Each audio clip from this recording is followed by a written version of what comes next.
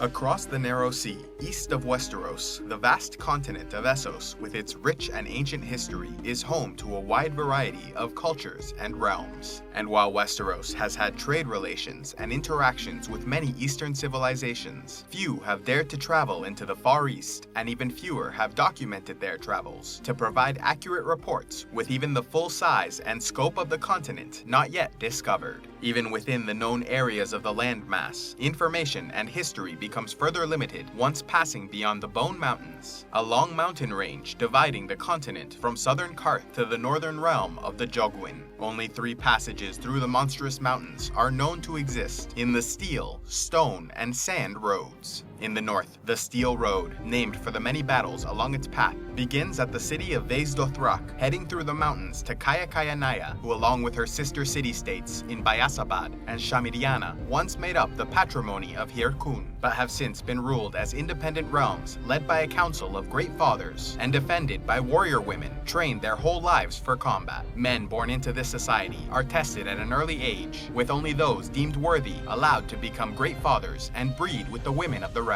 99 out of every 100 boys, however, do not meet the requirements, and so are gelded and made eunuchs to work as laborers within their society. The Steel Road then continues on around the Great Sand Sea and south to Trader Town. The Stone Road begins at the ruins of Adakakeleki, traveling through the mountains towards Shamiriana and the other Hirkun successor realms, while the Sand Road of the south travels from Karth to Bayasabad, then moving to Tiki and Trader Town. East of the Great Sand Sea are the plains of the Jogosnai, lands ruled by a nomadic warrior race, known for their cultural practices of breeding and riding Zorse beasts and molding their heads into a cone shape from an early age. They have fought vicious wars against the ancient patrimony of Hirkun and a great empire from the south, known as Yi Ti, whom they continue to raid into the modern day. The Golden Empire of Yi Ti, a territory once described as the land of 1,000 gods and 100 princes, ruled by one god emperor, is a large and ancient territory, once known as the Empire of the Dawn, until the Long Night, which according to Eastern tradition led to an invasion of demon monsters brought forth by the Lion of Night, who were only defeated when a hero, some name Ahai, rose to defeat their forces and restore light to the world. The Golden Empire then rose out of the chaos and has been ruled by a number of dynasties leading into the modern day, where the throne is contested by 3 self-proclaimed emperors, with the 17th Azure Emperor from Yin, the 69th Yellow Emperor of Carcosa, and the 1st Orange Emperor out of Trader Town. Far to the north are the lands known as the Thousand Islands, believed to have once been a civilization that was submerged beneath the rising sea thousands of years earlier. Despite the name, Ibbenese sailors have only counted about 300 islands, yet few dare to travel to these areas, fearing a mysterious, xenophobic race of hairless, green-skinned creatures who worship fish gods and populate the islands. Despite being islanders, they have a severe fear of the sea and will not enter water under any circumstances. The women of these lands are said to file their teeth into points, while the men perform ritualistic circumcision. Beyond the islands are the lands of Mosavi, a great gray forest said to be populated by shape-changers and demon hunters. Then there is the Bleeding Sea, whose waters turn red from a blooming plant in the area, and the Grey Waste, a cold desert populated by raiders, who are known to sometimes engage the Yi Ti forces of the 5 forts in an attempt to invade the empire. Further south, we find the Land of Shrieks, believed to be the home of shrieking monsters, and a number of mysterious city-states, such as Kadath, where the inhabitants are said to perform horrific rituals to feed the hunger of their mad gods. Then there is Bone Town, said to be built entirely out of bone and engaging in the trade of rare and ancient bones, recovered from the nearby area known as the Dry Deep.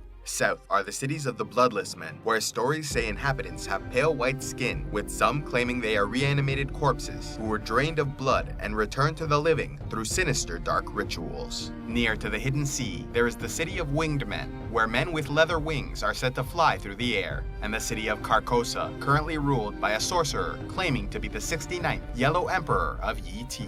Finally, there is the ancient city of Asshai and the Shadow Mountains beyond, known to be dark and dangerous places. There are no children or animals found in the city, and all kinds of dark magic are believed to be practiced in their lands. Although food and fresh water are scarce resources, they are rich in precious stones and gold, trading them for everything else they require. The legend of Ahai is believed to have originated in Asshai, with the followers of the Red God R'hllor, who prophesied he would one day be reborn to fight against a new darkness. Part of the dark and sinister reputation of Asshai comes from their proximity to the Shadowlands, a mountainous peninsula said to be covered in a permanent shadow. Only ghost grass grows in the hostile territory, which is believed to be inhabited by dragons and demon monsters who prey upon those foolish enough to venture in their lands. There is only one known city in the Shadowlands, the corpse city of Stigai, said to be home to undead monsters and ghostly specters. Yet there are some who live in the mountains as well. Known as shadow men, they cover themselves in tattoos and wear red wooden masks, believed to sometimes raid the empire of Yi.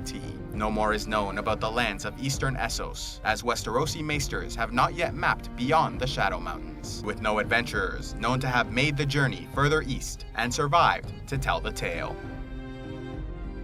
A special thanks to all those who have contributed to CivilizationEx. You make these videos possible, and I am eternally grateful for your support. If you would like to help CivilizationEx and want a say in the future content of this channel, click on the Patreon link in the description box below and pledge any amount you'd like on a monthly basis. Or if you would prefer to make a single donation, you can use the PayPal link, also in the description below.